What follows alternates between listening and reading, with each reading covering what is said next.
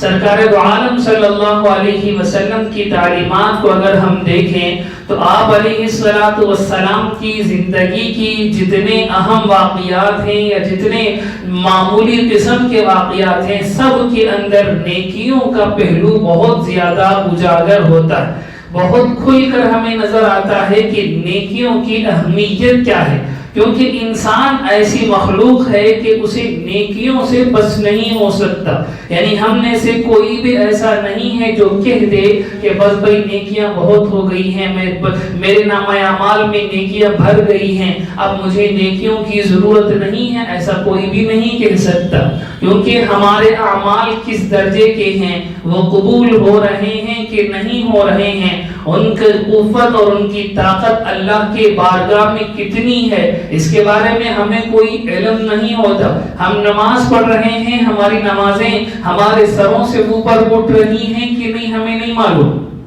ہم زکوٰۃ دے رہے ہیں، ہم صدقات دے رہے ہیں، ہم غریبوں کی مدد کر رہے ہیں، یہ ہمارے اعمال اللہ کے بارگاہ میں قبول ہو رہے ہیں کہ نہیں ہو رہے ہیں، ہمیں اس کا علم نہیں ہے۔ آدمی یہی کہے گا کہ میں نے اچھا کام کیا ہے۔ ہر ایک آدمی اپنے آپ سے محبت کرنے والا ہوتا ہے، اس لیے وہ تو یہی کہے گا کہ میں نے صحیح دل سے ادا کیا ہے، میں نے سچے دل سے پورا کیا ہے، لیکن دلوں کے بھید اللہ جانتے ہیں۔ اللہ کے علم میں ہے کہ انسان کے اندر اخلاص کتنا ہے، اللہ کے علم میں ہے کہ اس کے اعمال کے اندر وزن کتنا ہے۔ بعض روایتوں کے اندر یہ بات موجود ہے کہ لوگ نماز پڑھتے ہیں اور ان کی نمازیں کالے کپڑے کی طرح لپیٹ کر ان پر مار دی جاتی ہیں، ان کی نمازیں ان کے سروں سے اوپر نہیں جاتی، ان کے ذکر ان کے سروں سے اوپر نہیں جاتے، ان کے نیک اعمال ان کے سروں سے اوپر نہیں اٹھتے، کیونکہ اس کے اندر اپنا کوئی وزن نہیں ہوتا ہے۔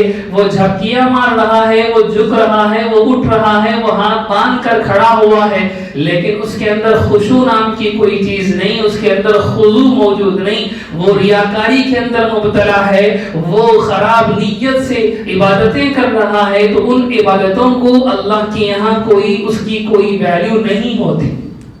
کل گزشتہ نشست تفسیر کی نشست میں بھی میں نے اس حوالے سے بڑی وضاحت کے ساتھ بات اٹھائی تھی کہ بہت سے اعمال ایسے ہوتے ہیں جن کو آدمی کر رہا ہوتا ہے، سمجھ رہا ہوتا ہے کہ یہ قبول ہو رہے ہیں، اور اپنے دل میں یہ بھرم جما کر بیٹھتا ہے کہ میں نے نماز پڑھ کر گویا کہ اللہ پر احسان کر دیا ہے، میں نے غریب کو مدد کر کے گویا کہ اللہ پر احسان کر دیا ہے۔ اللہ کو ہماری نمازوں کی کوئی ضرورت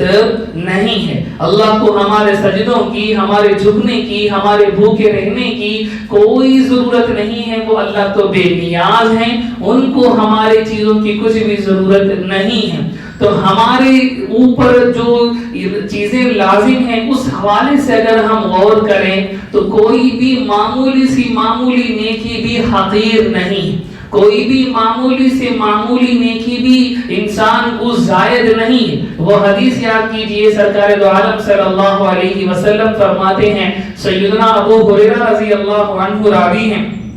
کہتے ہیں کہ ایک آدمی راستے میں جا رہا تھا، اسے سخت پیاس لگی اور وہ راستے میں کنویں کو دیکھتا ہے، وہ کنویں کے اندر پانی نکالنے کا کوئی رستہ نہیں ہوتا، وہ آدمی خود اس کنویں کے اندر اترتا ہے اور اپنے طور پر پانی پی کر باہر آتا ہے۔ بہت سخت دھوپ، سخت گرمی ہے، باہر ایک کتا پیاسا کھڑا ہوا ہے، اسے احساس ہوتا ہے کہ جس طرح میں پیاسا تھا، تڑپ رہا تھا، اسی طرح اس کتے کو بھی پانی کی ضرورت ہے۔ وہ آدمی پھر سے اترتا ہے نیچے اور اپنے موزے کے ذریعے سے پانی کو اٹھا کر باہر لاتا ہے، اس کتے کو پلاتا ہے۔ سرکار دو عالم صلی اللہ علیہ وسلم فرماتے ہیں کہ وہ کتا سیراب ہوتا ہے اور اللہ اس بندے کی مغفرت کر دیتے ہیں۔ وہ کتا سیراب ہوتا ہے، اللہ اس بندے کی مغفرت کر دیتے ہیں۔ حدیث کے الفاظ ہیں فغفر لہ، اللہ اس کی مغفرت کر دیتے ہیں۔ یعنی ایک کتے کو، پیاسے کتے کو پانی پلانے پر،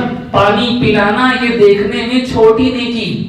یہ دیکھنے میں معمولی نیکی ہے، یہ دیکھنے میں سمپل سا کام ہے، لیکن یہ سمپل کام جس حالت میں پورا ہوا ہے اس حالت کے اعتبار سے اللہ کو اتنا پسند آیا کہ اللہ اس کی مغفرت ہی کر دیتے ہیں۔ تو معلوم یہ ہوا کہ انسان ہمیشہ نیکیوں کا محتاج ہے۔ کون سی نیکی، کس وقت کی نیکی اللہ کو کتنی پسند آ جائے اور اس کے بدلے میں اللہ کیا کیا نسبتیں، کیا کیا رحمتیں، کیا کیا برکتیں عطا کر دیں گے، اس کا ہمیں علم نہیں ہے۔ اس لیے کسی بھی نیکی کو معمولی نہیں سمجھنا چاہیے۔